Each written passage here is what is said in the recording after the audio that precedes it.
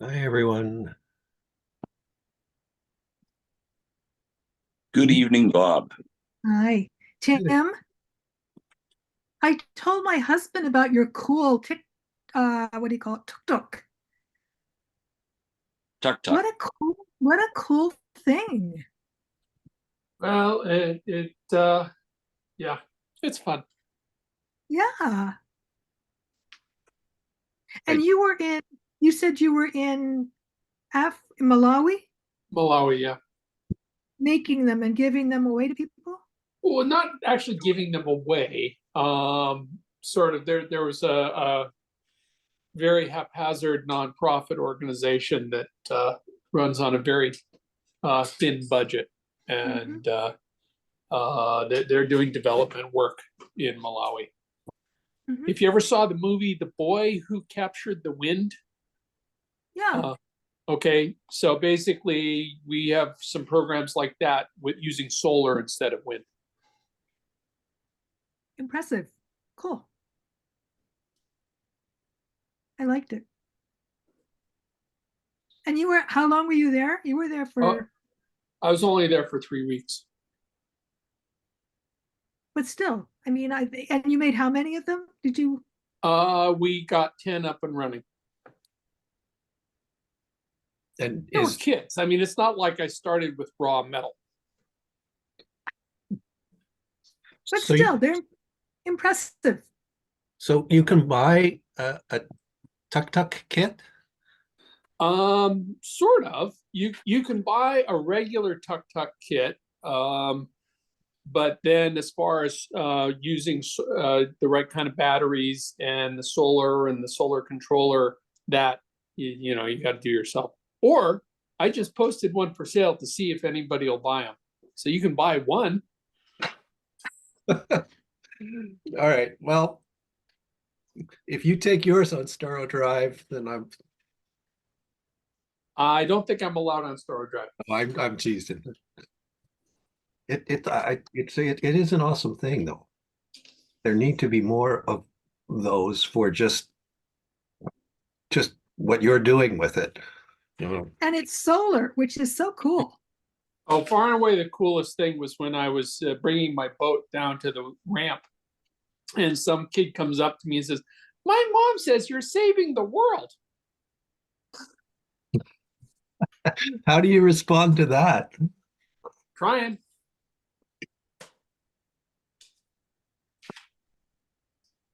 But Is let's your talk about something else. is your boat electric? Uh, well, it's wind power, and there were times when I had an electric motor with solar panels, so that would be, yeah. Okay, so your auxiliary is an electric power. Auxiliary is electric, typically charged by solar panels. Nice. Hmm.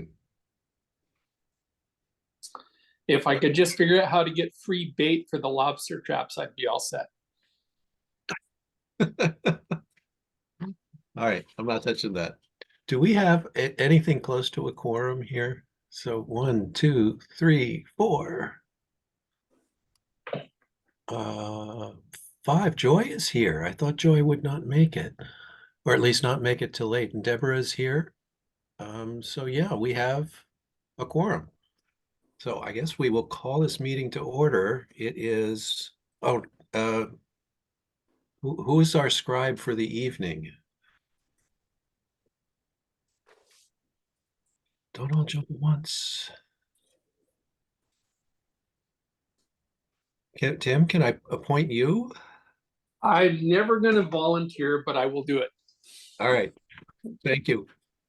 All right, so it is, I still don't know what time it is. It is 8:02, which is an early start for us, or a later start for us, depending on the way you're thinking about it. Present from the Finance Committee are Bob Vanderslice, Barbara Beatty, Dan McMacken, Melanie Drayton, Deborah Warren, Joy Doherty.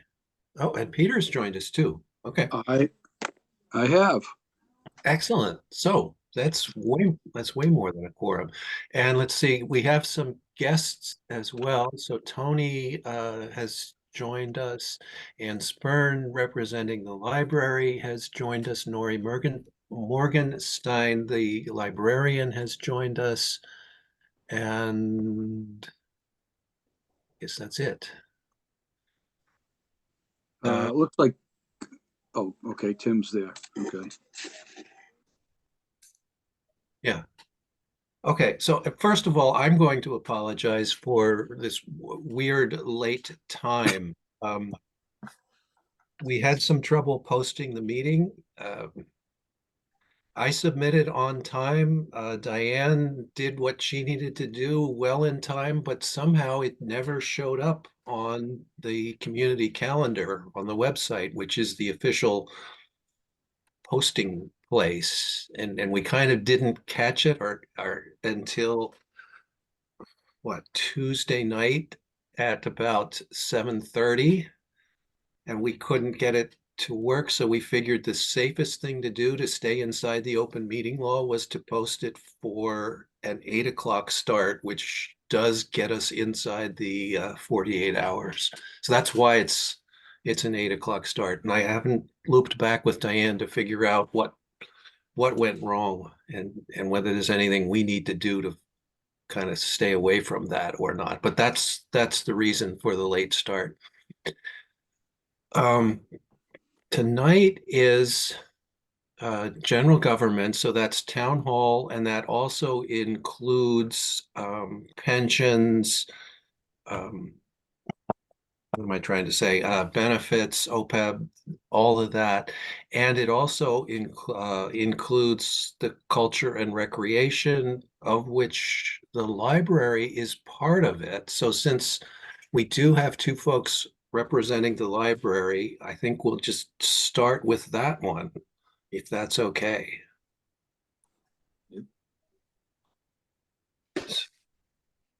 Um, what? So let me, what?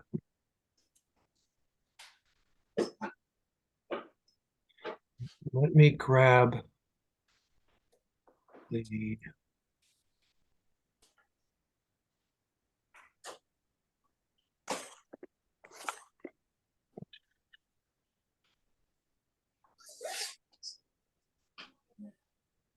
tab which? Tab 3B, right, Tony? I believe.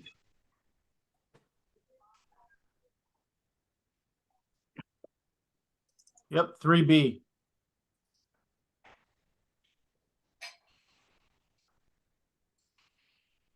Okay. We'll put that one over here, and I will share my screen.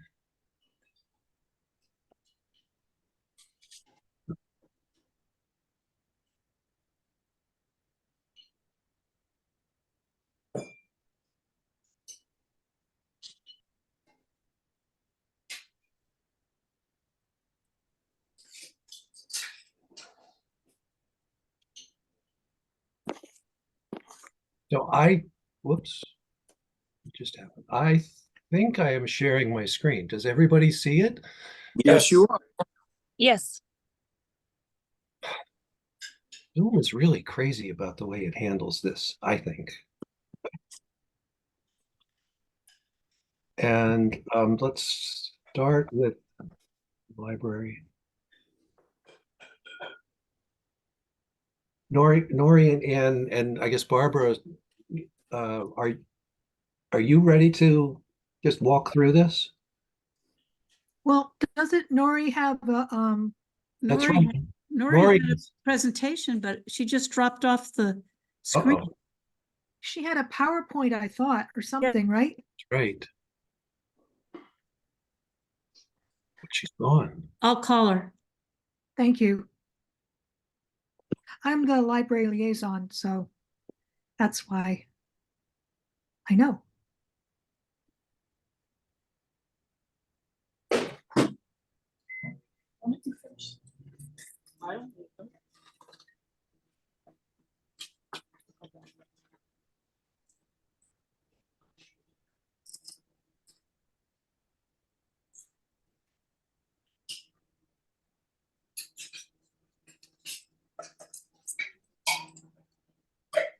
I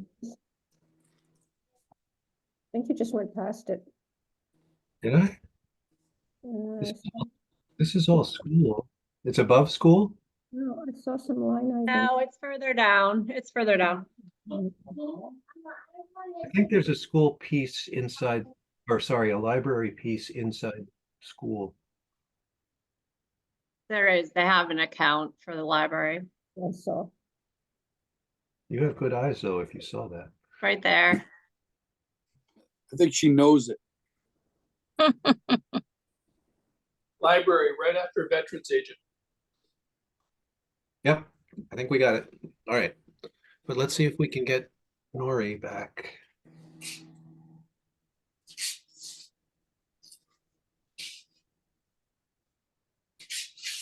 Um,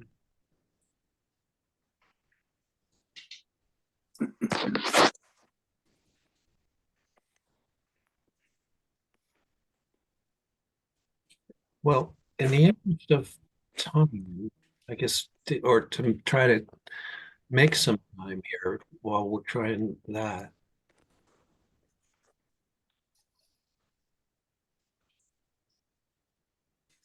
Okay, so this is the list of articles adjusted for the latest changes. And I went through and I kind of assigned people to this somewhat arbitrarily. Basically, I tried to keep it if an article seemed related to the department that you are a liaison for, then I assigned that article to you. So, um, And I noticed that you didn't assign the omnibus to anybody. You're probably looking for that, like, when people are in a straight line and they say, do we have any volunteers? And everybody steps back and there's a poor soul standing there. Judy used to do it for us. it's not, I don't know. I mean, I'm probably going to jinx myself by saying this, but there's no writing involved for the omnibus. But what there is you get to stand there and read the entire budget. Right. But it's not that bad.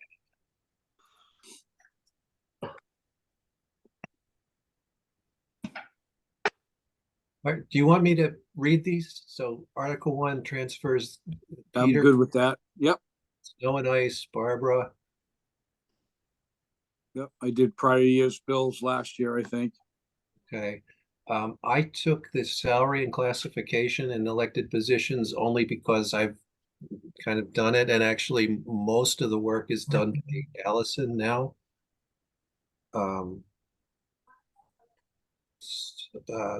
The omnibus we just talked about, Water and Sewer Enterprise Fund, Dan, Water and Sewer Paving, Deborah, Rubbish Enterprise, Dan, compost area, Melanie. Are you okay with that one? That was always Judy's favorite. Yes, that's fine. Okay, so some of these revolving accounts, Tim, recreation revolving, the rest of them are sort of bundled together in this Article 12. So Joy, for you, Yes. okay.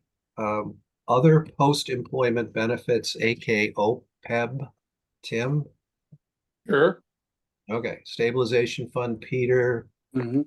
the paving article, Dan. Yep. Yep, okay, water DPW capital, Barbara, Yep. right, MWRA capital, I put me there just because I kind of don't have anything else other than the salary and classification ones. Melanie, ambulance, Okay. that's one that's gonna be, but it's probably a little more meaty than some of the rest of them. Chapter 90 highway, Dan.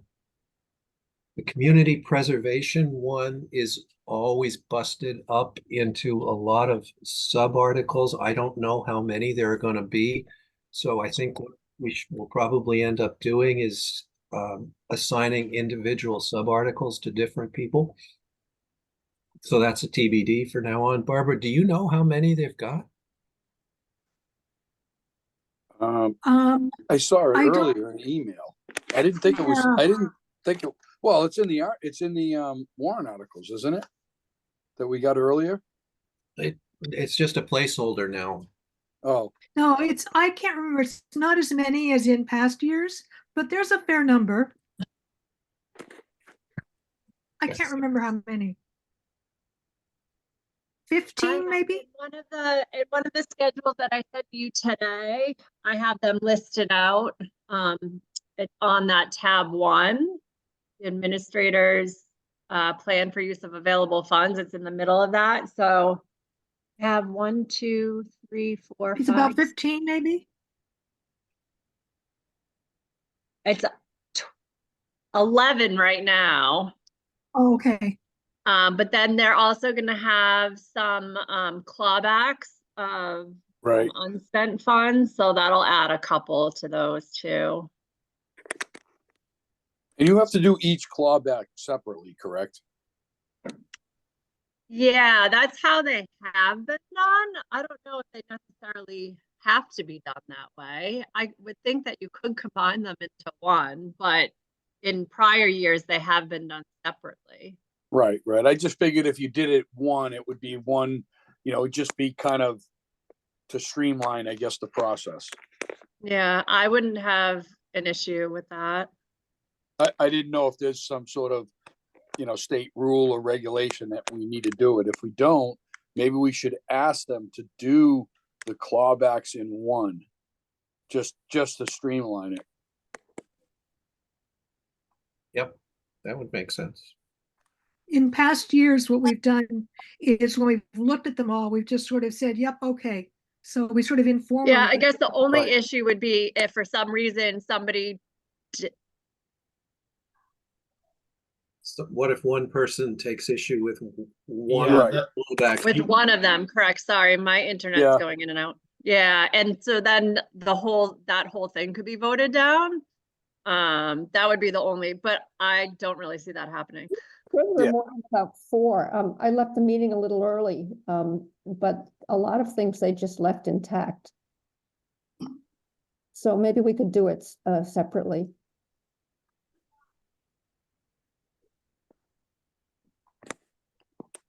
Well, let's talk about it when the CPC folks are here, and that's next week. Right. Okay. Opioid settlement funds is a new one that got added just on Wednesday night. And if I understood the conversation, it's more an accounting procedural sort of thing than anything else. Well, Yeah. it's related to the class action settlement. And Right. the question there is, should we earmark it for something or anything opioid related?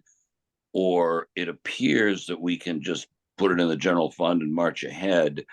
So I think to that point, it becomes a discussion item.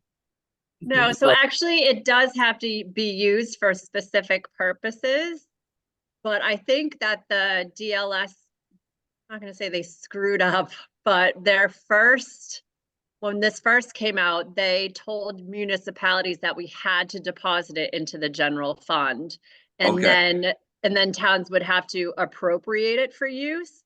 They just changed their guidance in December, now saying, no, going forward, starting in July of 2023, you can put all the opioid funds into a special revenue fund and it doesn't require further appropriation. However, the funds have always had restrictions on how they can be used. It's pretty specific. There's a list. It can be used for like opioid education or, police related materials. So Tony, I know, has like a list of those, but it's pretty specific on what it can actually be used. So this article is more of just an accounting correction, like Bob said. Yeah, because if it disappears into free cash, then you have to somehow maintain like the balance of the general fund and the balance of free cash that is related to this.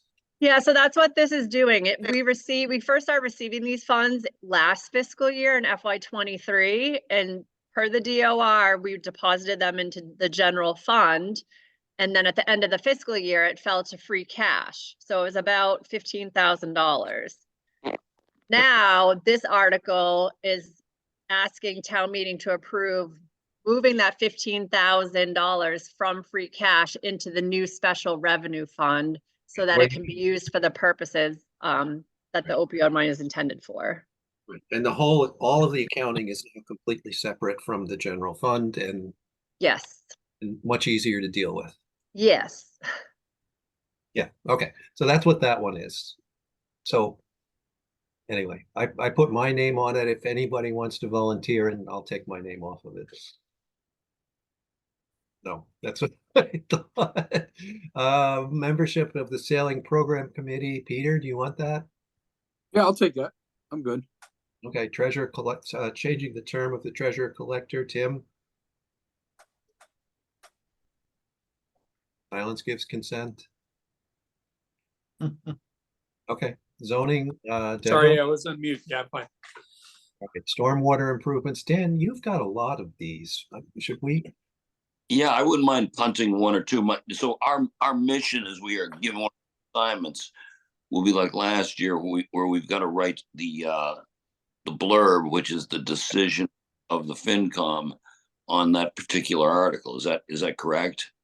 That is correct. So they're Well, And then typically present- three but in people. this particular case where you have both the stormwater improvements and the citizens petition, isn't that relatively the same?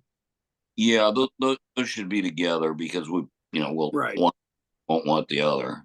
So it might be behoove us to take Dan off of some of the other ones and, let him deal with the stormwater stuff, but give something else. Yep. Great, thank you. I have no trouble relating activity.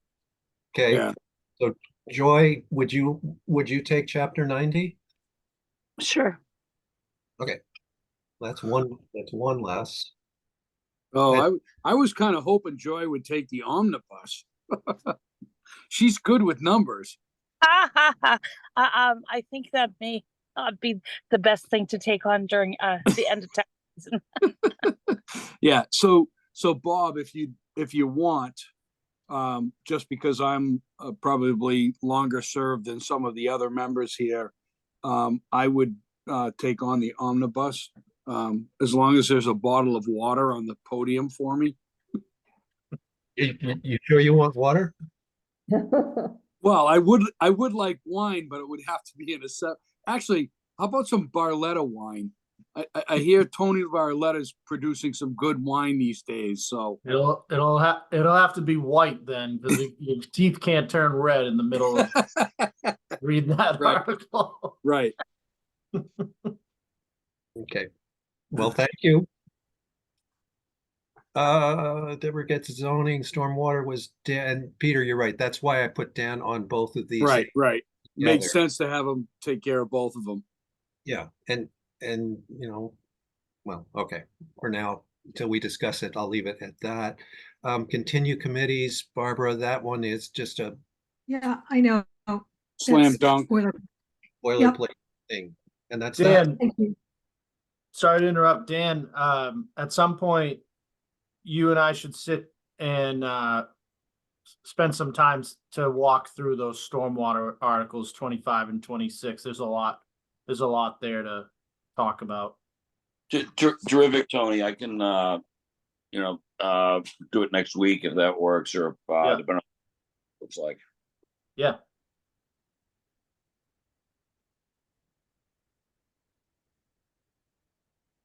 All right. Okay with that the way it is. So what this involves is for each of these articles, we, the committee, will vote on each of them. And then we need to write the blurb. So the blurb is going to one, try to briefly explain what it's about.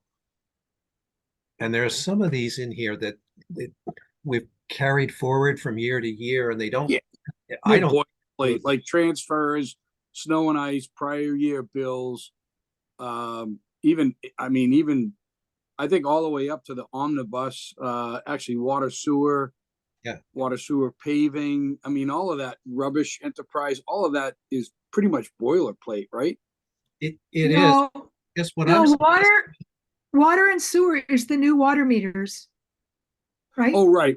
Yeah. But I mean, as far as the basis for what you're writing, I mean, you go back to the prior year's script, if you will, and or book, if you will.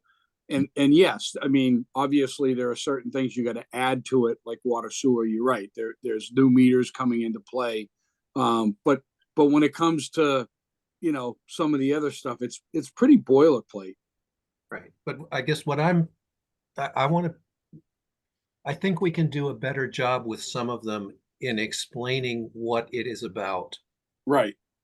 Right. So, it may not be as simple as copy, paste, and change the numbers. Right. Right. So anyways, so the short explanation of what it's about, what is our recommendation and the justification for that recommendation, and that's about it. Right.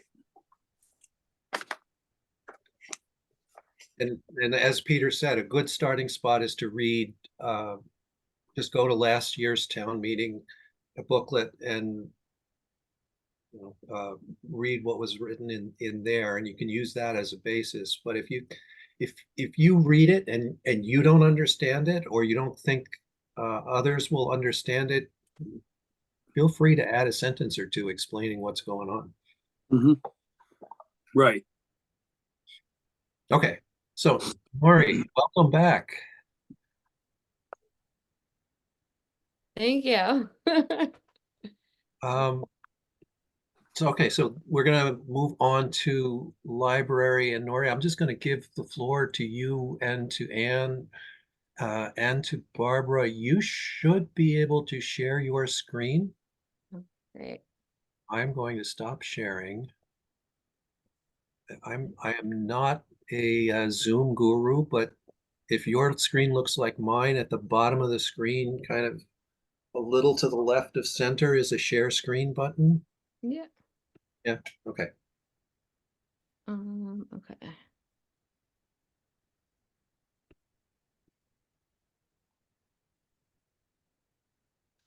Hold shift.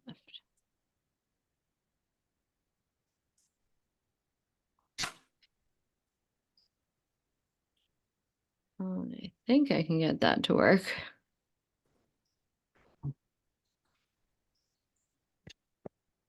Cancel.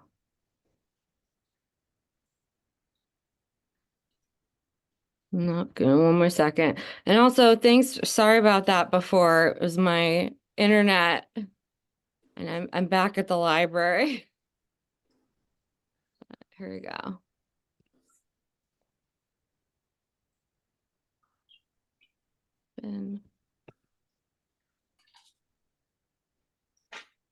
Desktop. Share. Yep.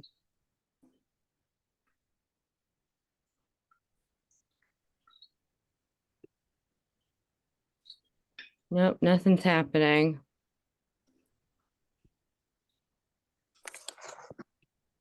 Nora, are you trying the green share screen button at the bottom of the Zoom?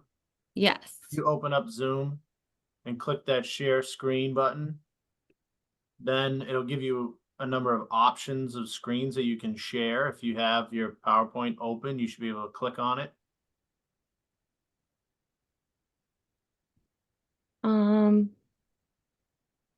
Or what happens when you hit share screen? So when I hit share screen, it gives me desktop, whiteboard, Yep. iPhone. And when I click on desktop, which I want to share, then it just takes me to preferences. Do you have the PowerPoint open on your, in the On my background? desk. Yeah, on my desktop. Hmm. If you want, email it to me and I can share it. Yeah, same. I can help you with that too, if you want to email it. Okay, I can do that too. Do you have very many other programs open? Because sometimes that's an issue. No. If you only have PowerPoint, should give you should be able to click on it. If it is PowerPoint open, Yeah, it's just, it's actually just a PDF. But I can forward that to somebody. Let me see. That also works. I'm just gonna forward that. I think that will be the least time consuming thing at the moment. Yeah, send it. If you want to send it to me, Nori, I can open it up for you. Okay. There we go. I'll forward it. Here we go.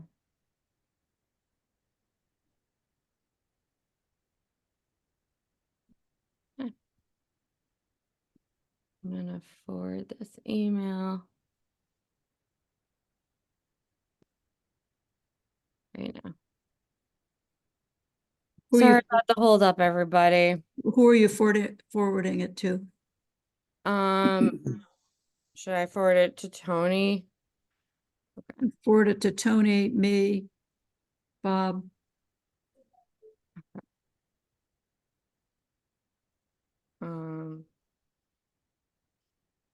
Here.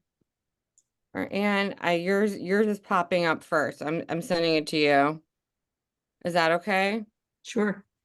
Or you're on my Gmail because I'm on my personal Gmail, but here we go. And it's the last attachment. It's a PDF and it's the last attachment on that email. I just sent it.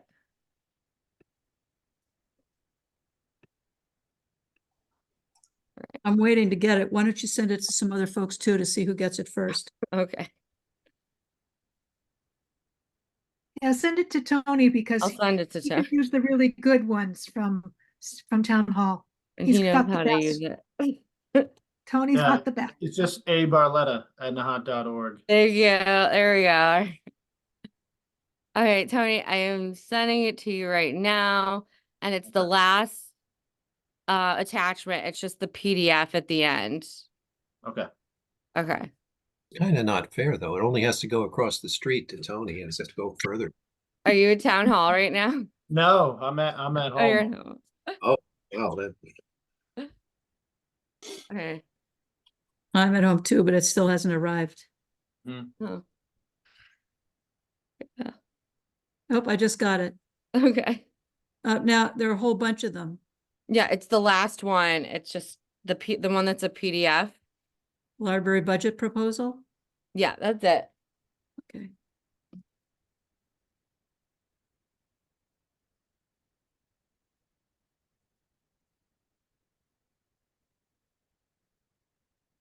Just came to me too, but Ann, are you loading it up? I'll see if I can get it loaded up. Oh, come on. Yeah, I got it. Yay. Okay. There it is. very I promise I had it all prepared at my house. There we go. Okay. And it's brief, I promise too. I won't keep you up all night. Okay. So, and you could just, or can I hit it or you No, can you hit just tell me and I'll change. all right, you could go right to the next one. Right ahead. Okay, there we go. Yeah. Okay, so, and I'm new to this process, so I'm sorry if it seems like I'm throwing a lot of information at you. But I wanted to do at least just one slide that shows what the library is doing right now and all the good that we're doing. And I just did I just did a few presentations, actually. I did one at the village church for a breakfast, and I did one at the women's club, and I was just at the COA today. But anyway, I just wanted to show some of the things that people seem sometimes surprised about at the library. And just show some of the good that we do. We offer free coffee, free Wi-Fi. I knew right away when my internet went down at my house that I just ran right over here and it's working. So that's good. Proof. Um, we have museum passes I wanted to talk about. Um, if you have grandkids or family visiting and you want to go to the New England Aquarium, come here, check out our museum passes. We'll make it more affordable. I wanted to share that we have streaming services, seeds for gardening. The picture on the right is something I just set up like a week ago. And we're already down seeds. You can check out our seed library, take home up to 3 seed packets, and we'll take old seeds that you are not using in your garden. That's one of the new things we implemented. The picture on the left there is from one of Miss Emma's February vacation programs. It was about birds, where kids learned about birds in New England. It was called Hands on Nature, and then they made bird feeders. They actually made 3 different kinds of bird feeders that day.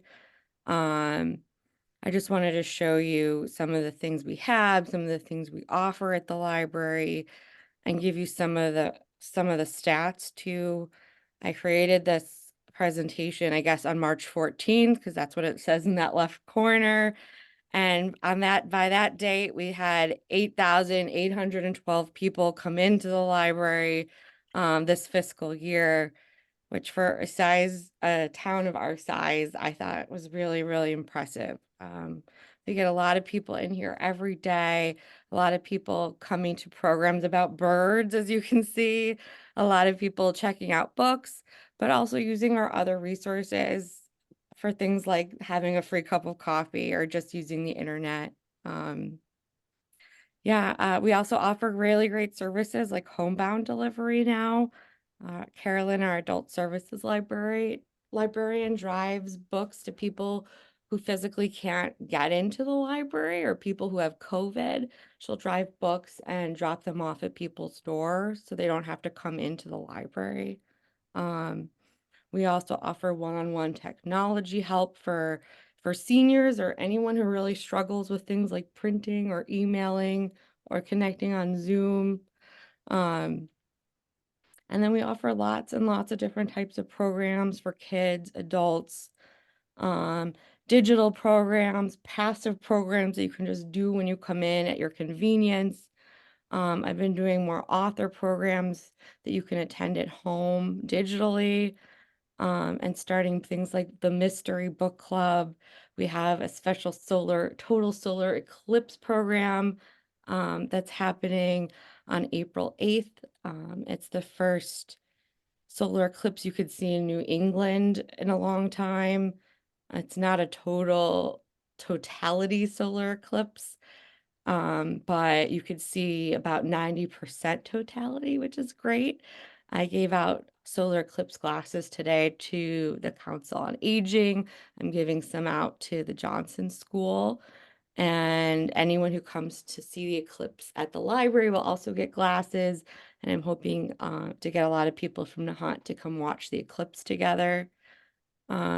Really, I just wanted to show off that the library has become a community center. It's where you can come watch an eclipse and get seeds for gardening and learn how to do technology. It's a gathering place, not just for reading books, but to attend a program and really just to learn and continue learning. And I hope it continues to do that and to grow as the years continue. And that all being said, I'm going to move on to the next. Good job. Thanks, Anne. I'm going on to the next slide, where I wanted to talk about salaries. And really, we wanted to request more salary for both the children's librarian and the adult services librarian. Really what keeps these really great programs and initiatives and everything running in such a small library, and the way we can do all these wonderful programs is the staff that we have. And our children's librarian, Miss Emma, she had just earned her master's degree in library and information science. She just got it. And she puts on 2 to 3 programs a week for families. And that's just her regular programming. She also does, this past February vacation, did at least 1 a day. Some days she had 2 or 3. And she does summer programs. She does a lot. And she does all the ordering of all the materials for the library for children. And the adult services librarian already has that degree. And she's been working for the town of Nahant now for 10 years, over 10 years. And she does all the ordering for pretty much almost all of the adult materials for the library. Both of them are critical, I'd say, for the running of the Nahant Public Library. And I'm so glad that they were both here when I started. I've been able to learn a lot from both of them about the community and the town and the programs the library has already been running. And then I wanted to come into this and just show you some of the research I've done about salaries and the numbers about what other children's librarians and adult services librarians earn in regards to salaries. So I know it's a little small, the print there, so hopefully you can all read it, but starting on the children's librarian side, that number, the first number, the 41,000 number, is what currently in this fiscal year our children's librarian earns. And then I researched according to the Massachusetts Board of Library Commissioners what the average children librarian in towns of similar population size, what they earn. And that number is on the bottom left, and it's $10,000 more. And then when I went to my budget meeting with Tony and Allison, Tony actually said something really smart to me, and he said, what are those towns' operating budgets? And I didn't know at the time, but since then I've gone back and I've looked at what those operating budgets are. And first off, there weren't a lot of towns that had similar operating budgets to Nahant and population size. That became a much smaller list. But I did find some. There were about 4. There were 4 towns in Massachusetts with very similar population sizes and operating budgets to Nahant. And when I did the average, then the number became 46,627.75. So it did go down a little bit after that meeting, Tony. And so I changed my number a little after that meeting. But it still is more. It's still a higher average than what we've been paying our children's librarian. So I do want to just ask for $3,596 more, factoring in the operating budget sizes. Even though it is a smaller range to work with. And then I did do the same thing with the adult services librarian. At my initial meeting, I did the same thing. I compared towns of similar population sizes to Nahant. Initially, my list was a lot larger than when I looked at towns with similar operating budgets. And with the adult services position, I only found 2 that had adult services librarians, that had similar operating budget sizes and similar population sizes. And then their average that they paid just with the 2 was 49,186. So that made me want to request $2,478 more. And that's just so you see where my numbers are coming from. I'm not just pulling them out of nowhere. I went through a lot of towns in Massachusetts, and also my numbers aren't totally current. The statistics I can grab from libraries only go up to 2022. That's just the latest that Massachusetts will post library statistics. So for all I know, it's actually more money that they're earning now. I mean, it definitely is. They're definitely earning more in 2024 and 2025 than they were in 2022. But that's just the latest I can pull it from. And but that's also the operating budget number I was looking at for Nahant is the one I was comparing the 2022 one, just so I was consistent with the numbers I was grabbing for the libraries. Just so you can see. But anyway, the reason I'm asking for it though is I do think our children's librarian getting that master's degree is worth getting an increase in salary. I think that is something that should be celebrated and honored. And I also think an adult services librarian being here for 10 years is also worth at least earning the average salary of what that position should have too. And that's why I'm asking for it.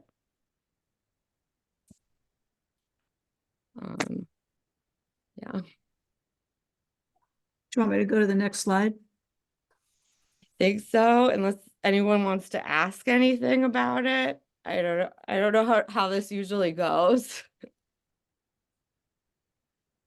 I guess the one question I would ask Sure. would be, what were the peer towns that you used for those comparisons? Oh, like the 4 towns. The 4 towns and then the 2 towns. So the 4 towns for the children's librarian, one was called Bernardson, Dunst, and I'm sorry if I'm saying the wrong, 'cause Massachusetts towns and I don't always come out on the same side. One, I think it's called Dunstable. Yes. Am I saying it right? Okay. And North Brookfield and Princeton. And then what do I have for the adult services? Is also, I think, Dunstable. And then West Brookfield. Okay, thank you. Sure. I was nervous you were gonna ask, so I brought my chart with me. Yeah. And I could send you my chart too. I got the relevant numbers. I'm good. Okay. Okay, so the ask is 46,627.75 for the children's librarian. Yeah. And then 49,186.80 for the adult services librarian.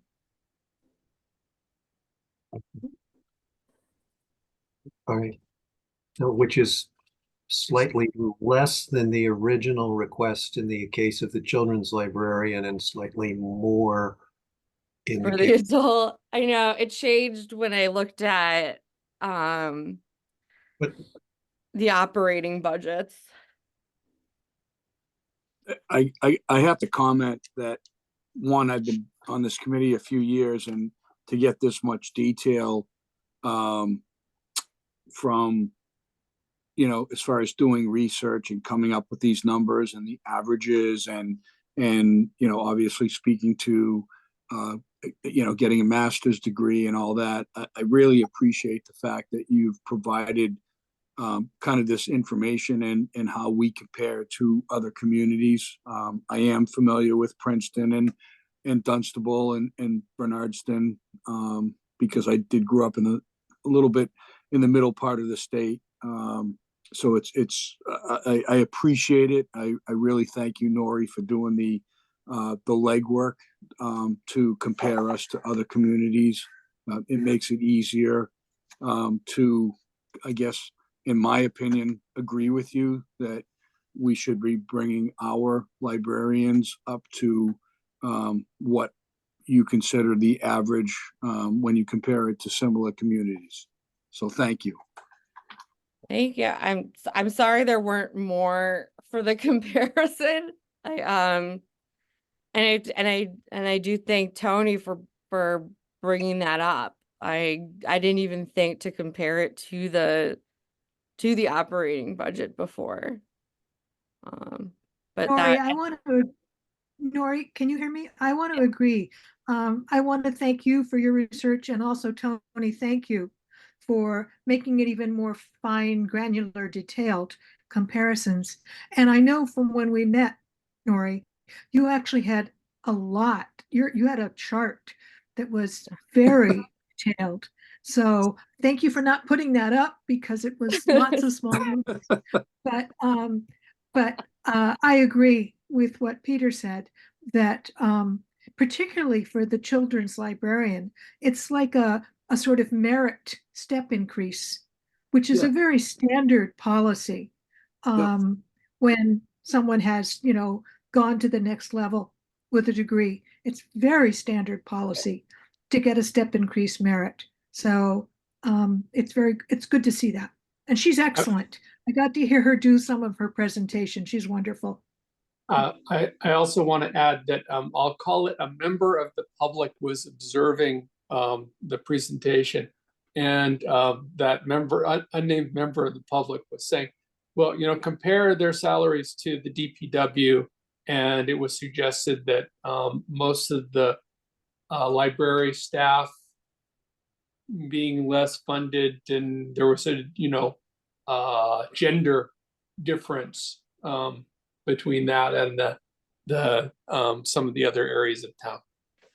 I mean, I also appreciate at the beginning, most people, when you talk about the library, they think about, just reading books or, there's so much more to the library, as far as, passes to get to the aquarium, or I'm sure there's other museums that we can go to. I mean, it's really important that that folks in town realize that it's just not a place that houses books. There's a lot more that goes on at our library, and to Nori's point, it's more of a community center than just a library, and I absolutely appreciate that. I'm sorry, Tim, I know you were mentioning what someone else said, but to support a comment that there's some sort of gender inequity comparing the DPW to the library, I can't support that. It's a totally different skill set and job. It has nothing to do with gender. I'd agree with that 100%, Tony, but I would add another thing, that the reference mark towns are all west of 495, where the cost of living is substantially less than Essex County. And once you take that into account, I mean, I don't hire anybody from this part of the world anymore. Once you take into account the cost of living, it argues in favor of what the library is requesting.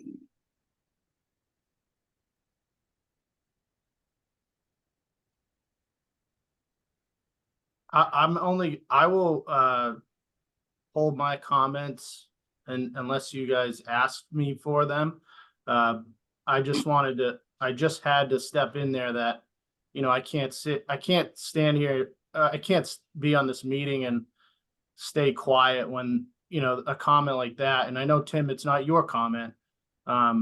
There's the difference between salaries of DPW workers and library employees. The market, There's nothing, has nothing to do with gender. no, women can drive. Yeah, I just was compelled to pass along the comment. To take a step back, Tony, I would like to hear your take on this whole thing, because you can see the whole view. You get 30,000 feet, and here at the FinCom, we hear a compelling story like this. You get to reference it among so many worthy cost spending activities in town. I would very much like to hear your input. I agree. Yeah, I agree with that as well. As do I. As do I. All right. Well, I certainly don't feel comfortable, debating about, I will give you our reasoning for the numbers that we put in our proposed budget. But obviously, the points that Nori made are supported by Allison, myself, and the selectmen. The library and the employees there are extremely talented. They do a phenomenal job, and like almost every employee in the town of Nahant, compared to other communities, are underpaid. The original budget that was proposed to the town of Nahant, or to myself, that included these salary items, was not something new. As many of you who have been on the committee for a while, the library annually has asked for additional salary increases in their budget. And if you recall, back in fiscal year 21, the full-time adult librarian and a part-time children's librarian was brought to the town. There was a proposal to make the children's librarian a full-time position. And at that time, awkwardly, I opposed that request because of the larger impact that it would have on not only the library budget itself, but the overall impact on the town budget. And it was approved through a floor amendment at the May 2021 town meeting, which added an additional $40,000 to the library budget. So, 3 years later, asking, for an increase to that salary, even though it comes with a master's degree, I still have the same concerns. And some of the things I talked about at that time was that, as far as the library budget goes, there's a compounding effect. As you increase the overall expenditures from the library, you increase the required amount of expense on materials budget in order to maintain their certification. I'm sure that I think I saw Ann jump to that slide next, so I'm sure we'll get into that. But there's another compounding effect in this case, where Nori's new contract says that she will receive the same salary increase percentage-wise as the employees of the library. So there's a compounding effect with that contract, that if the children's librarian and the assistant librarian get increases of higher levels, so will the library director. And so, and not that that's not justified, but I'm just explaining the compounding effect. When you move one number, moves a lot of numbers. This year, especially as I've talked about, we're in this tight revenue scenario on the bucket that funds things like salaries. We're in our second year of collective bargaining agreements. We have multiple department head contracts that are being negotiated. Myself, Allison's, the two chiefs of police and fire, and also the treasurer collector. One of the things that the selectmen have asked that we do is hire a consultant to do a salary classification plan study. So one of the things that we've added to the scope is all three positions at the library. In fact, the children's librarian and the assistant librarian aren't even in the upper category on the salary classification plan as full-time positions with a range of starting salaries and then a max salary. So one of the things that we're doing is we're going to be asking to move them up into that category. And a consultant is essentially doing a lot of the work that Nori just did. So we're supportive of, generally speaking, we're supportive of providing talented employees increased wages that bring them into, to compare to other communities, because we need to be able to retain these employees. And so the first step of that is to kind of do a study to find out where they rank compared to these other communities.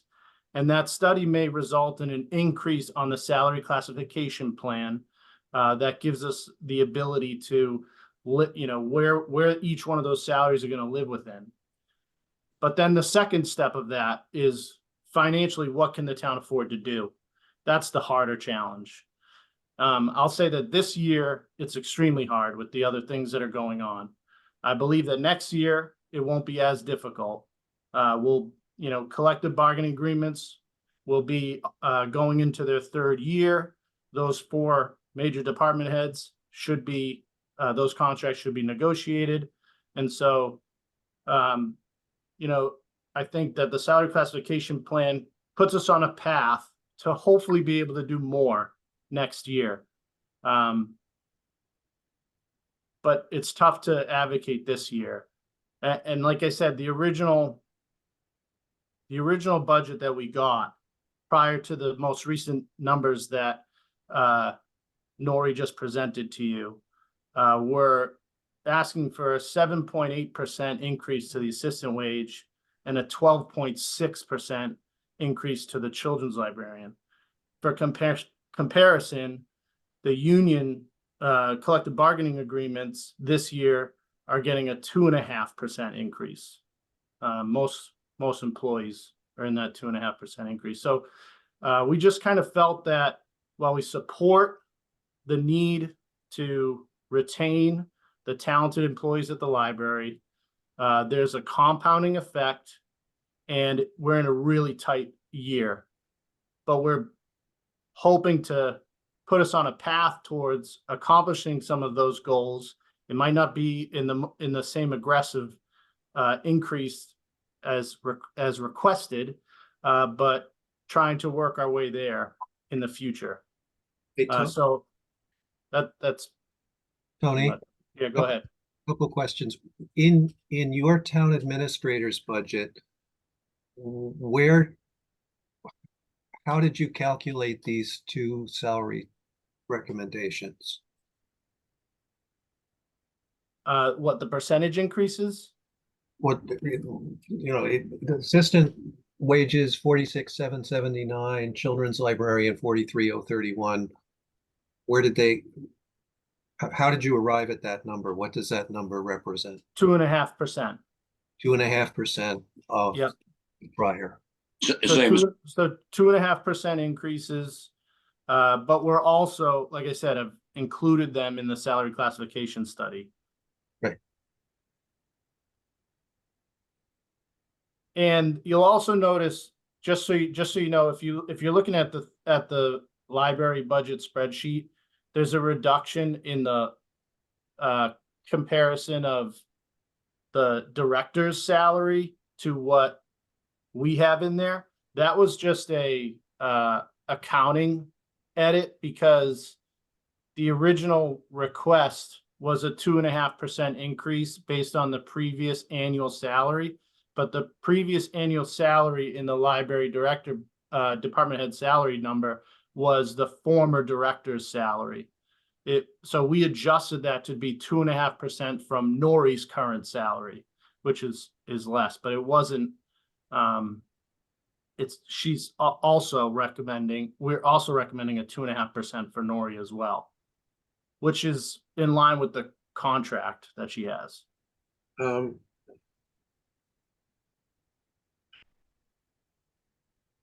The thing I'd like to point out to Nori is Tony, Barbara, and I have all had the grim challenge of substantial reductions in the budget of both police and fire. This is a year that we are incredibly constrained, and I do not want the library staff to.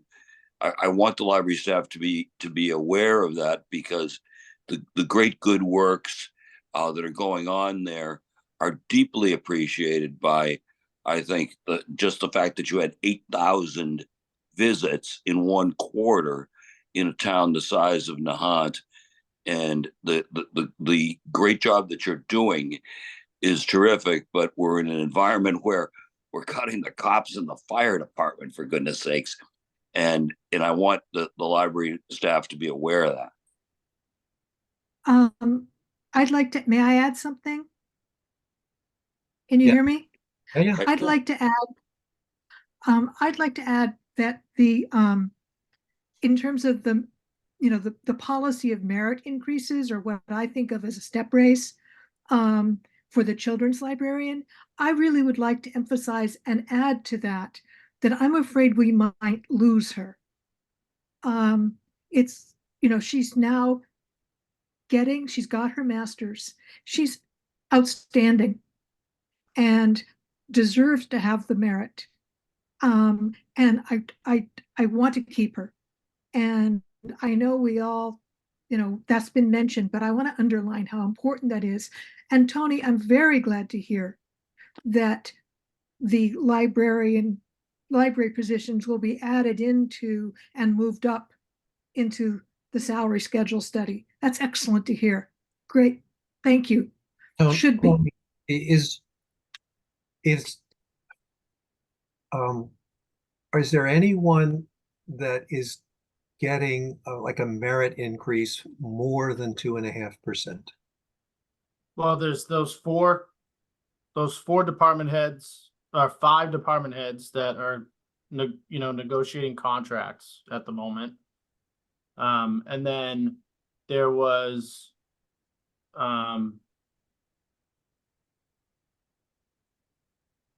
there are 4 non-union employees at the town hall I'm sorry, 4 full-time, 1 part-time at the town hall, non-union, that are for different reasons at 4%.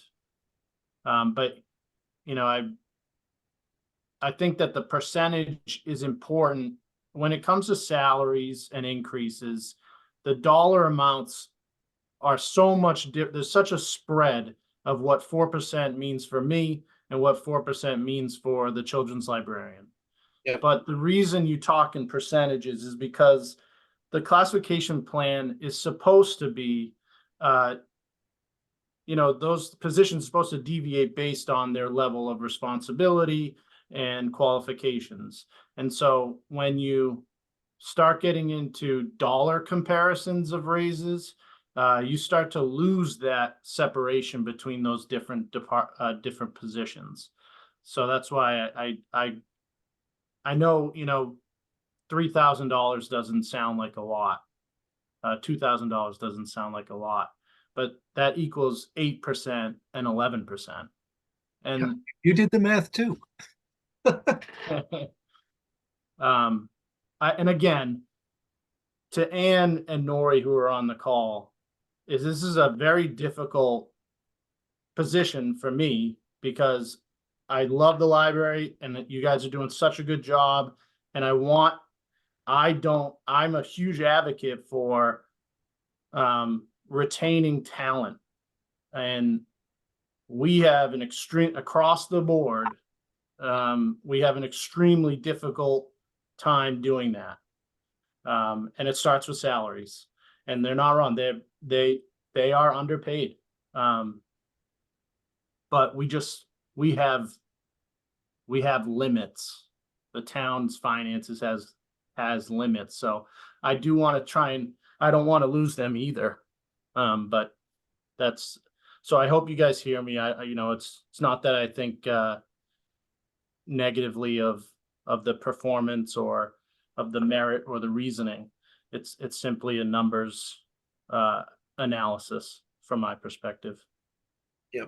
So the percentages that Tony and I were joking about is the percent increase being asked for the assistant librarian is 8.2%. That's the difference between last year and Nori's number here.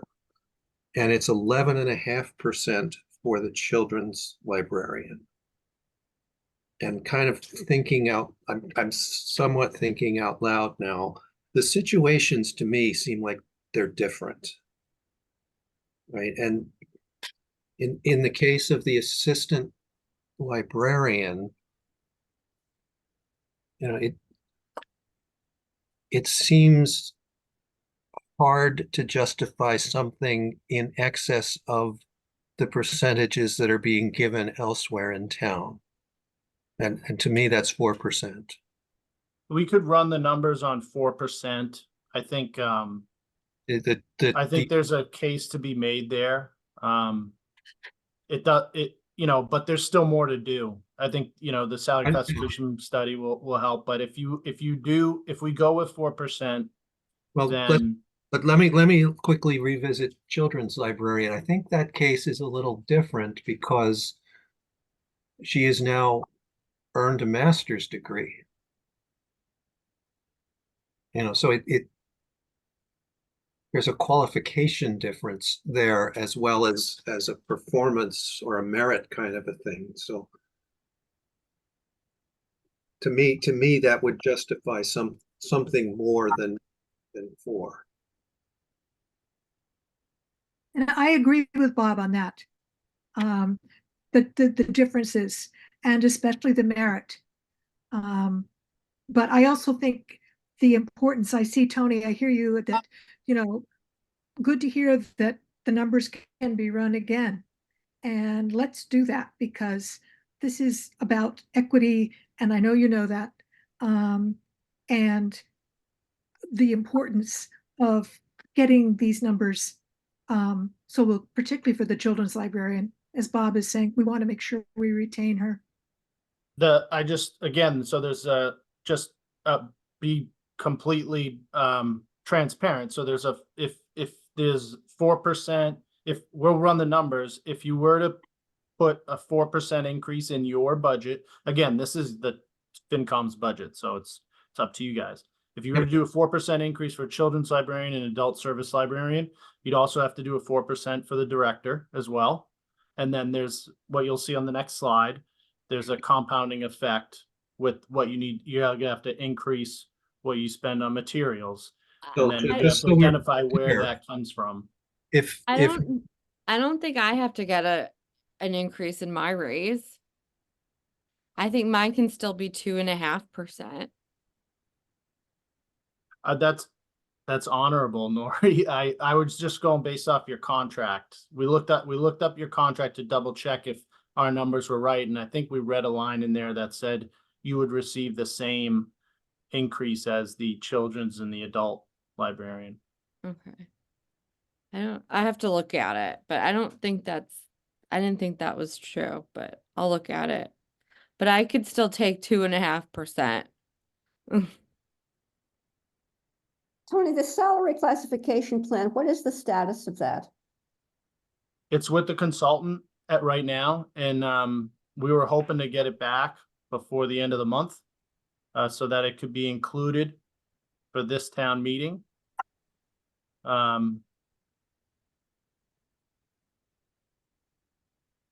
I can get an update for you guys before your next meeting. All right, so just sense of the committee right now. Should we ask Allison to rerun these with a 4% increase for the assistant librarian? I don't know what we want to do about the children's librarian, but certainly to me, a minimum of 4%. And then keep department head salary at 2.5%. I If think we're, that if sounds we're like a good able to do idea. that. Oh, Well, Yeah, that's we have a, let's if, do that. in There's a contract, contract. We have We have- to, we have to be careful of the contract. yeah, exactly. It's contract's contract. Well, a contract's a contract unless both parties are willing to amend it. And I just heard somebody who's willing to amend it. Well, yeah, but we want to make sure it gets amended.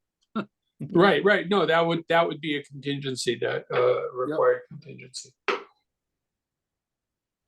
I'll just remind you that the children's librarian position was part-time until a couple years ago, when the FinCom, and I, we didn't support it going to a full-time position, and it on town floor, the library advocated to move it, which is their prerogative, and it was successful. And so, it's a pretty steep rise from being a part-time position to now, getting something more than 4% increase. Right. And it just makes it hard for me and you when other departments see that, who are also asking to turn part-time positions into full-time positions, and looking for large raises. Just factor that in. but You guys are in a similar position as me. It is where a you have the full-time big picture. position now. It already is a full-time position. Mhm. Yeah, Bob. May- Ann may I- has may had I her just- hand up may I for a just- while. Put Oh, it to a point of order. May I just interject something? Sure. The library, when I was on the Board of Trustees and Jeff Chilgren was town manager, we gave up that position for a year. It was to be filled, but it was a bad budget year. And Jeff came to us, to the Board of Trustees, and said, please, will you wait a year to fill that position? And we agreed.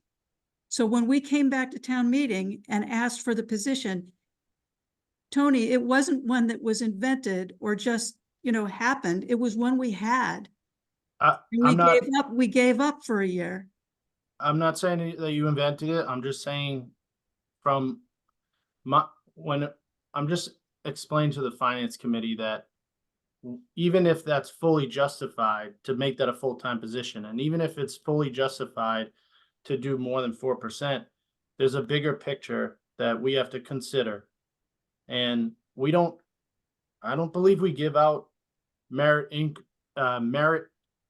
increases for education in positions like these. And it's a legitimate point that you guys are making, but there's a bigger picture, and there's a lot of other departments that come to us with similar requests, and the town only has so much it can work with. But we'll run the numbers.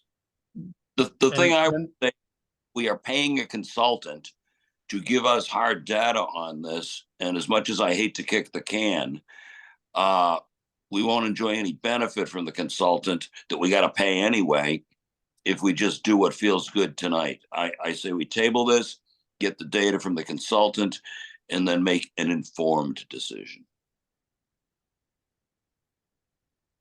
I'm Yeah, the worried. consultant's, the consultant's gonna give you, the plan. It's gonna give you the data that supports what those positions should be, what their salary ranges should be in. Right. That's half of the conversation. The other half is, can you fund it? Where are you gonna, how are you gonna pay for it? That half of the conversation, unfortunately, this year is very tight. And that's why I thought, why don't we, try to pave the road for next year. That was the approach. What if we do what Bob suggested, I think, Bob, running those numbers at 4, 4, and 2.5, wasn't that what you said, Bob? Yeah, Yeah, I mean, I think that would be a good starting point. I agree. Allison can run those numbers for you quickly, and then they'll just be, then you have to figure out where you're gonna take it from. If you take it from within the library budget, then there isn't that compounding effect to the materials budget. If you take it from outside of the library budget, there is. so why don't we do, okay, so let's, Allison, can you redo this with those percent increases, 2.5, 4, and 4? Yeah, I already have done it. Somehow I suspected they were going to say that. Right. So the town administrator's FY25 proposal for the director is already at 2.5%, so that wouldn't change. If you did 4% for the other two positions, it would be an added expense of $1,315. Is that just for the salaries, or is that including the increases for services? No, that's just for the salaries. So, But I understand we also have to add to the library budget because of that. material, So let's, Yes. why don't if I heard this right, then Nori's next slide is covering Yeah. that. So Let me get to that. then why don't we do that? Is that okay? All right. Yeah. Now, But I was before we interested in go the- on, let's hang on to what Allison just did. That's important. Yes, $1,315. 1,315. Okay. And then my next slide has a little bit of math on it. So just giving you a warning about it. Anyway, so it's about the library materials budget. So really those were the only two things I really am focusing on here, was the salary for the adult services in the children's library and the materials budget for the library. So it's necessary for the library to spend 19.5% of its operating budget on library books and materials to be certified by the state.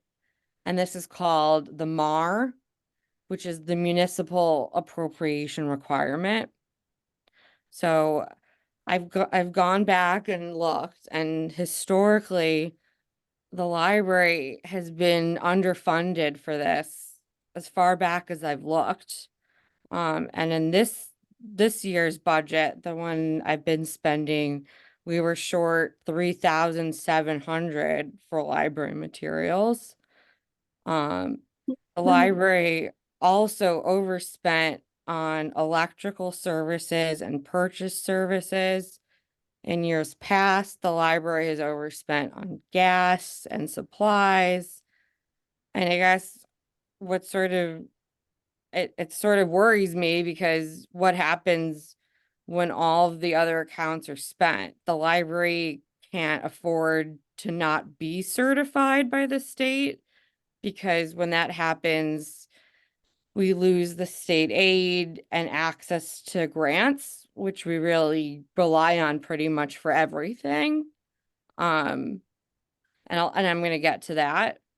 So all we need really to be fully funded for library materials, on top on top of it, on top of what was presented to the selectmen, is just $2,396 more. And then we'd have the full MAR, which again is the municipal appropriation requirement. And I wrote out the math of it, which it's a little complicated, but not too bad. And I'll explain that too. But what I really want to say is what happens when we aren't certified. So when a library isn't certified, we lose state aid, and that aid we rely on every year.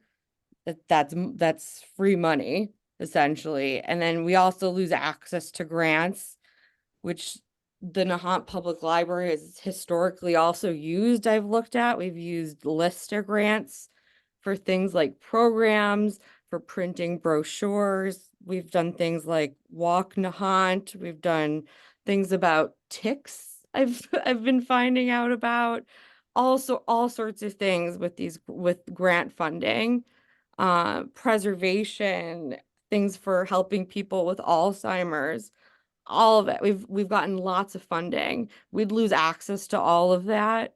We'd also lose access to books and items from other certified libraries across the state, which our patrons actually have access to and rely on every day. So not being certified would be really bad. Right, currently there are 4 libraries that are not certified in the state of Massachusetts, and we're actually not supposed to check out materials to them.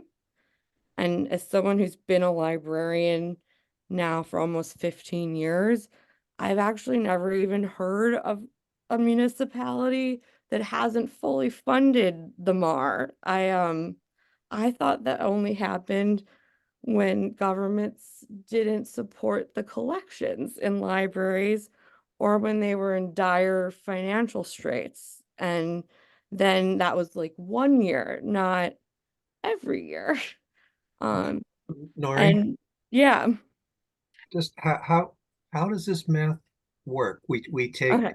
the total library budget. hmm Right now I'm looking at the town administrator's budget, $268,393.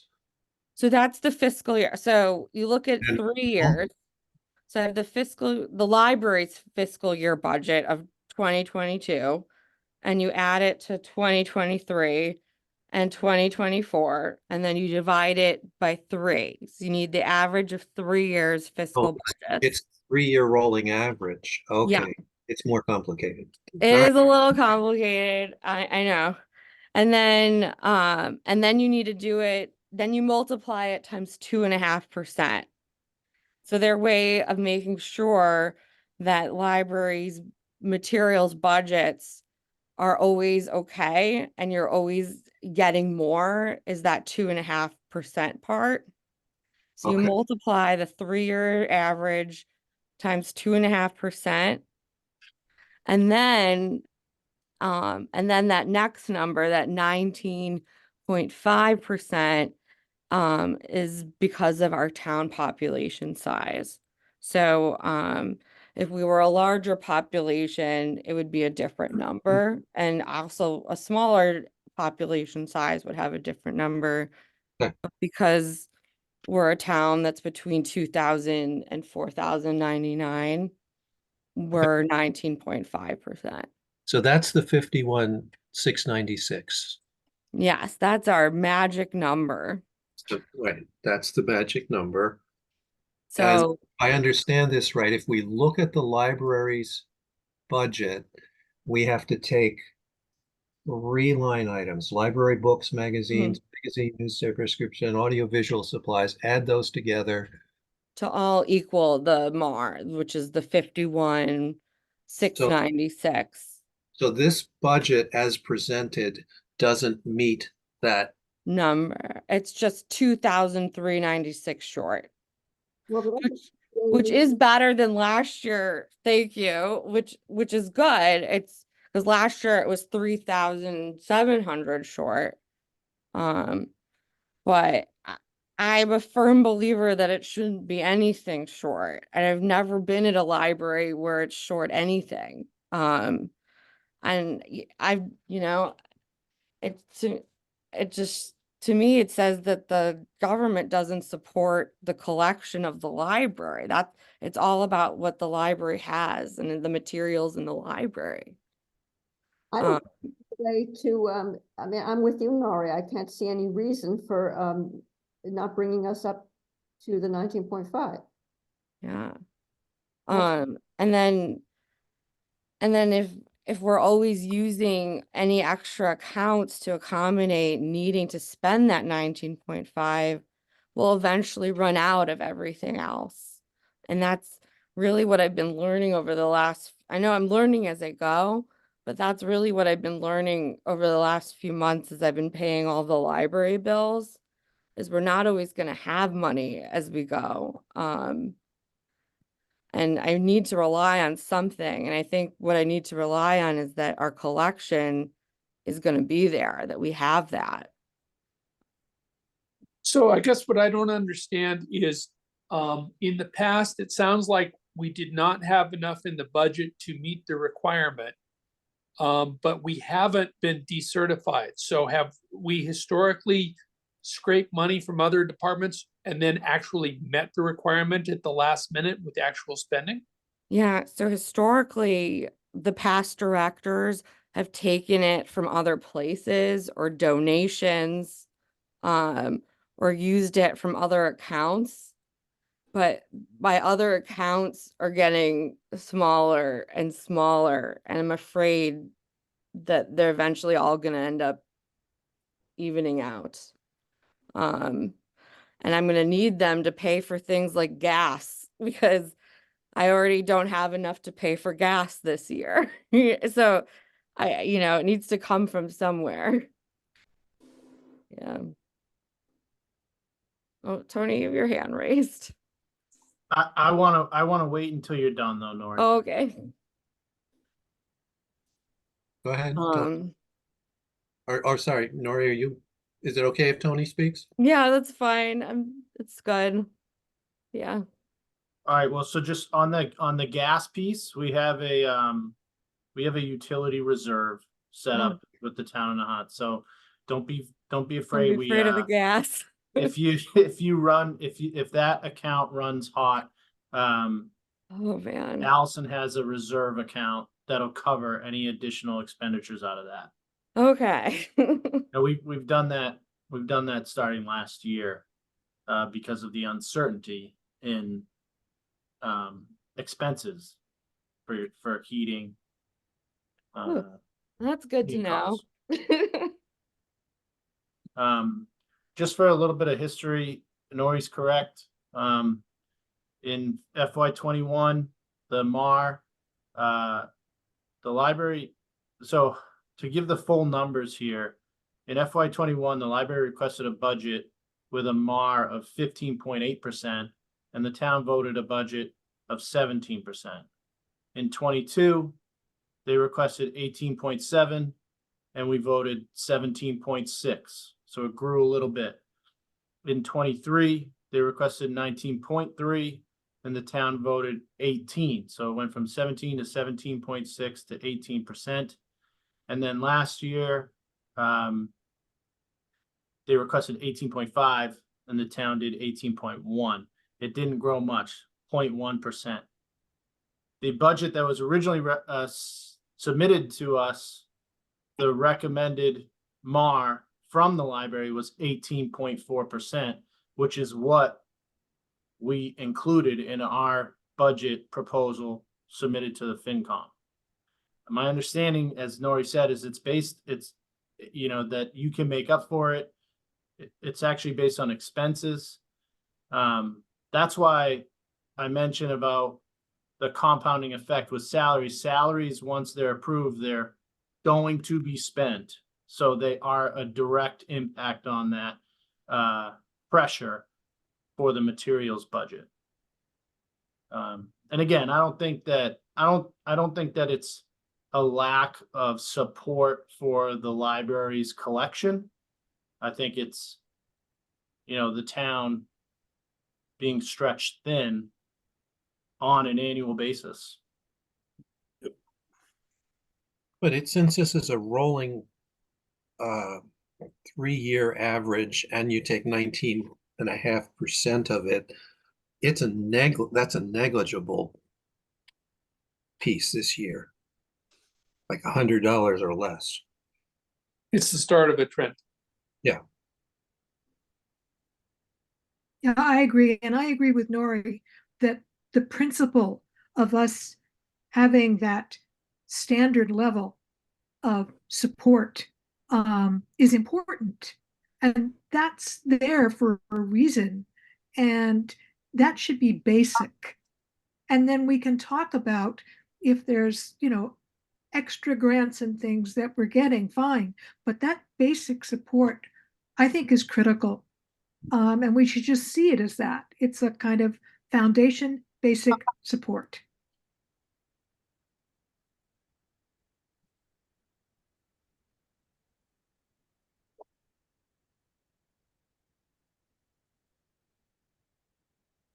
All right.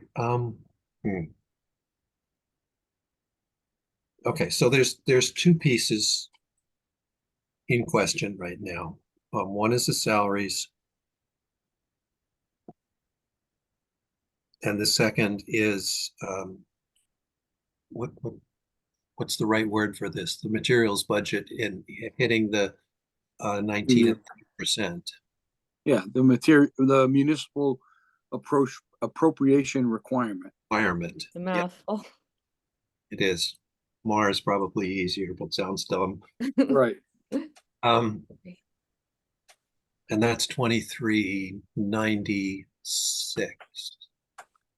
Does Right now it's 2396, but that can change if you adjust on the salaries as well. Yeah, it will change a little bit. Mm-hmm.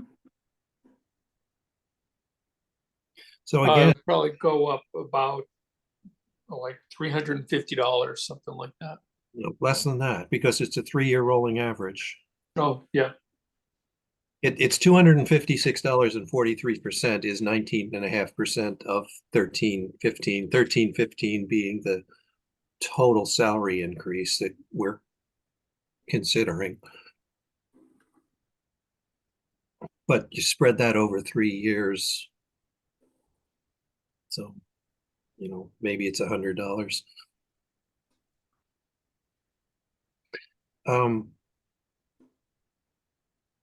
So I suppose we've got a couple options. If someone wants to make a motion, and I guess I would suggest we break it into a couple of pieces, the salaries piece and then the MAR piece. If anyone wants to make a motion, we can vote it and kind of deal with this tonight. Another way to deal with it would be to ask Allison/Nori to do the calculation and come back with, the right number, whatever the right number is. Well, I'm happy to make a motion. And then when we have the specific number, have that also. But we've had such a good discussion tonight that to me, it makes sense to make a sort of basic motion that we were without the specific numbers. So we were talking about the 4% increases for the salaries. And then what's the percent increase for the MAR?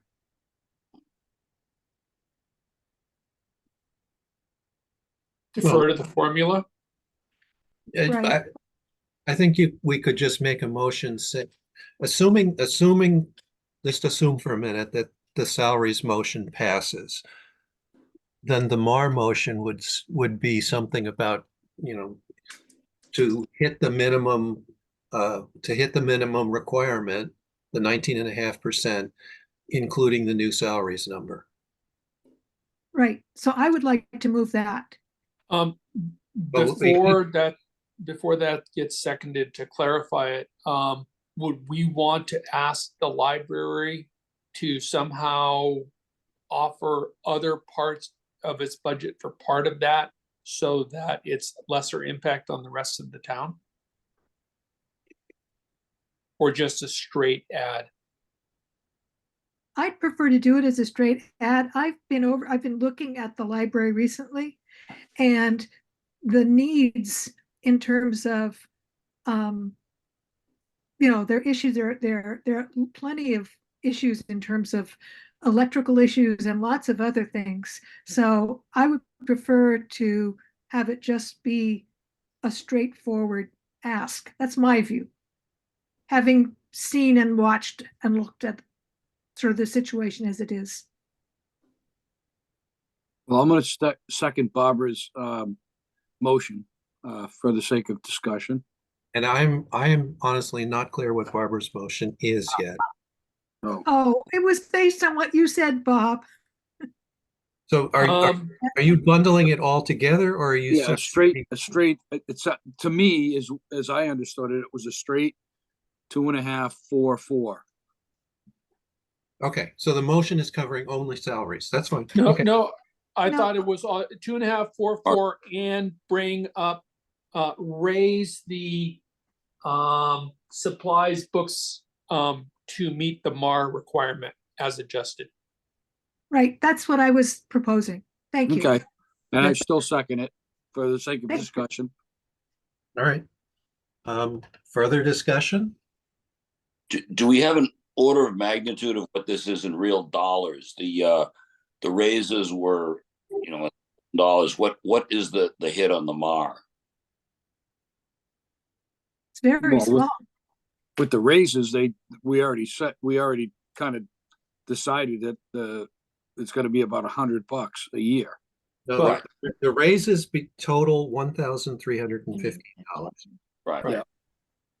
But And then the adjustment to the MAR, in addition to bringing it up the 2396, would be somewhere between 100 and 200 in the first year. It would be double that in the second year, and it would be triple that in the third year.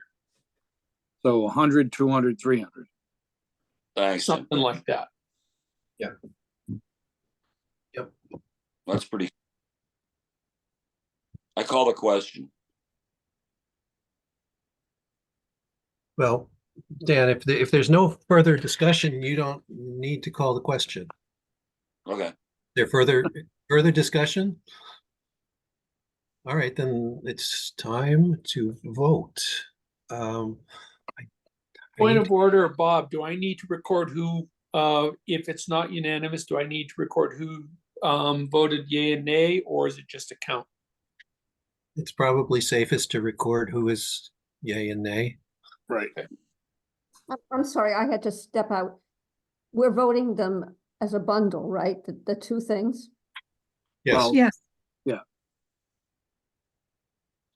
All right, so I'm doing this in Zoom order. So Tim Bell, let me clarify. So the motion is salary increase is 2.5, 4, 4, and then bring MAR up to whatever the new adjusted amount is based on those salaries. So a yes vote would increase the library funding by that amount, and a no vote would keep things the way they are.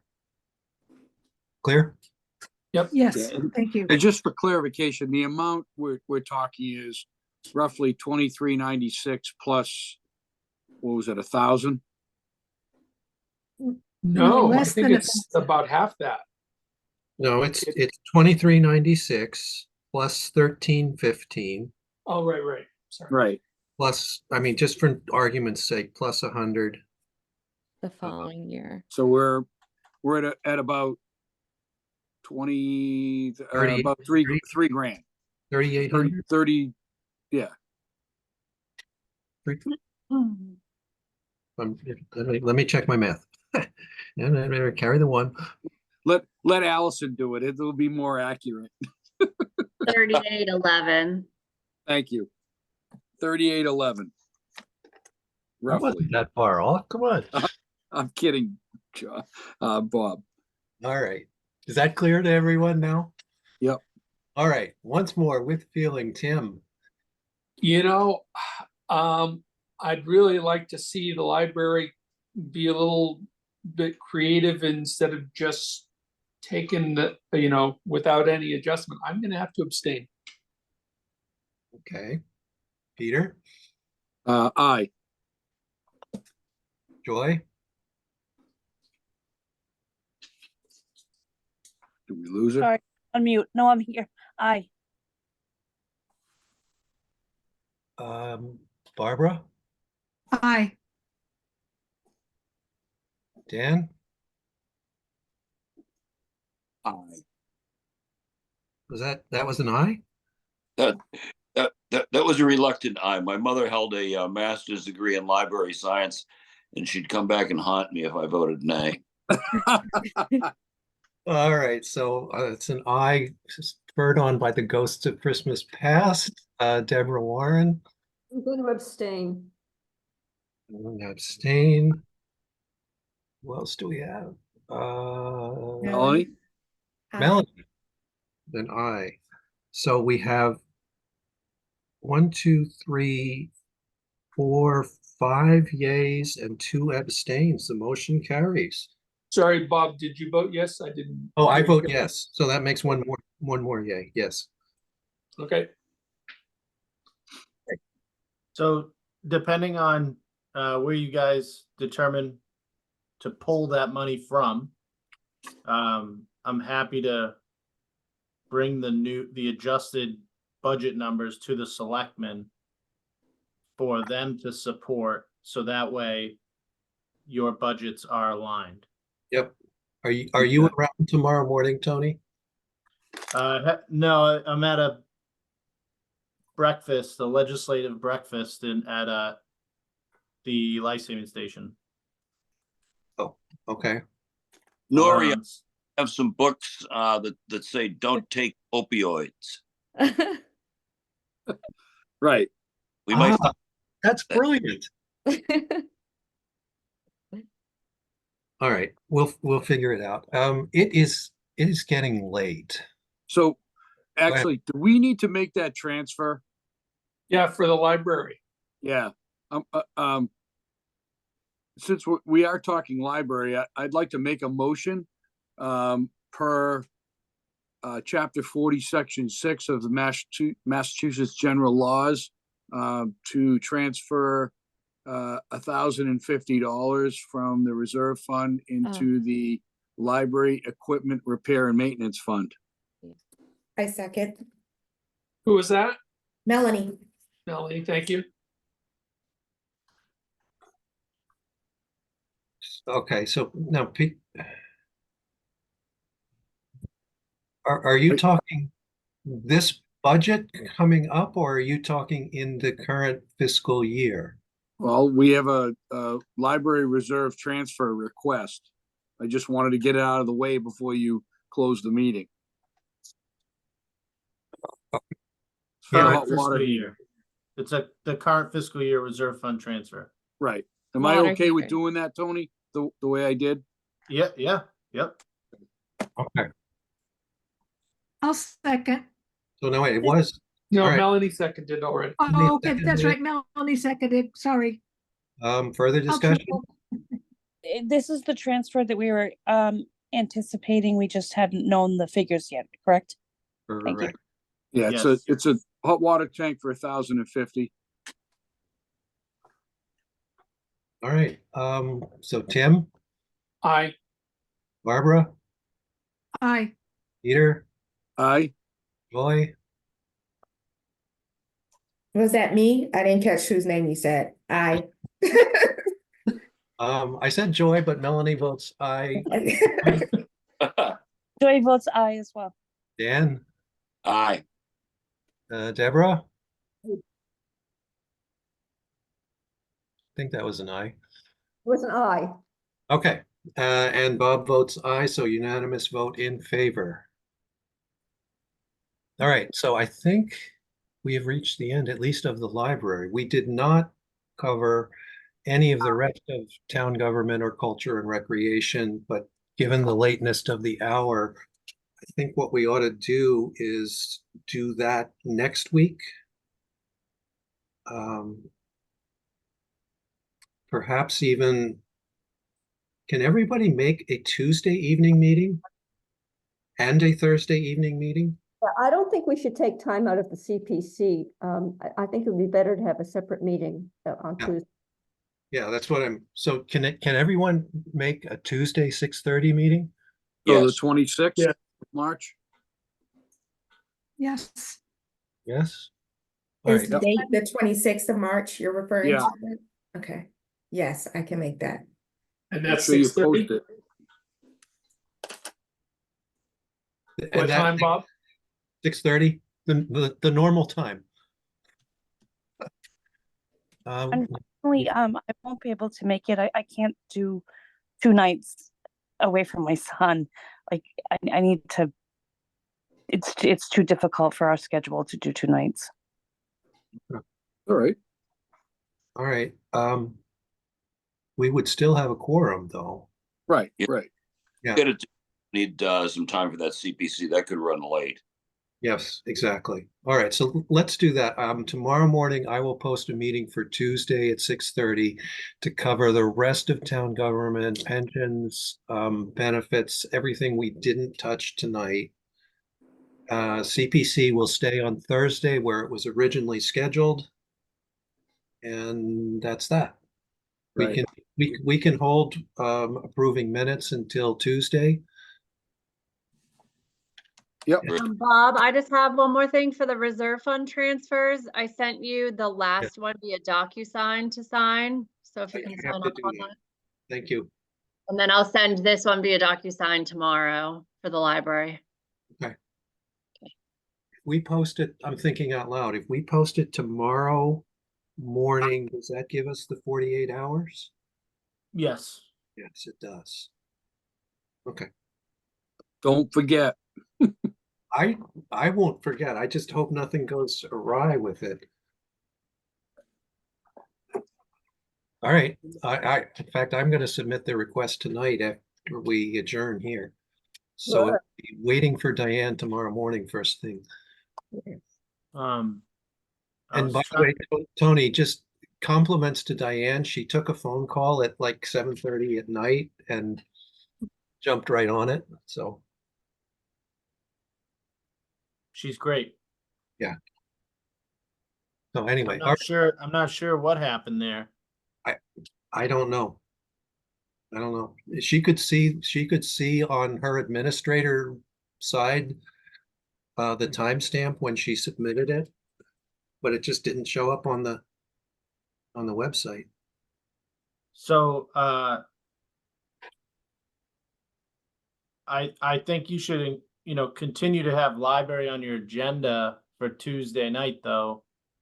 Because you really should figure out where you're Where it's coming from. funding that from. Okay. So we'll add that one to it. And then I was just looking, I know it's late, I'm looking for the schedule that I sent you for like overall schedule, like I can't remember off the top of my head when the book has to go to print. And we could do a Tuesday night just to revisit that to make sure we're keeping it in mind.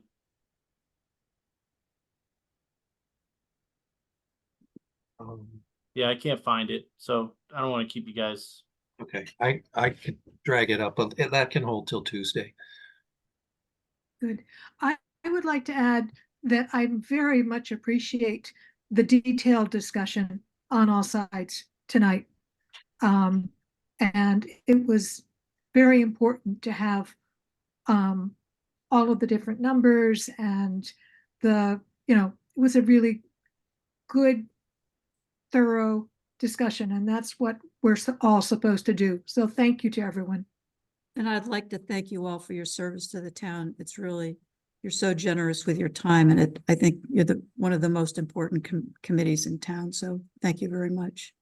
Thank you. Welcome. Thanks for working till almost 10 o'clock. While we're thanking people, let's not forget. Motion to adjourn? Second. Second, all in favor? Uh, Aye. Aye. 9:52. Hi. yeah, baby. 9:52 PM, unanimous vote in favor. Bob votes aye. We are adjourned. Thank you. See you Hey, Tuesday. Allison, just real quick, I was out in San Francisco. Yeah. Tell you that swim, I was having dinner at one of the, restaurants right there on the water, looking at Alcatraz and trying to figure out like which direction are you swimming in? Like, are you swimming towards the Embarcadero or? I'm not sure. Oh, so I think it's with all I the have to cart. say is good luck because it looks That's a- long and cold. That's What? a It's gonna be nasty swim. cold. Yes. Allison, you're doing a swim in the bay? Yeah, I'm doing a triathlon in June, the Escape from Alcatraz triathlon. So it's a swim, bike, and a run. I thought it was dig, run, swim. Dig.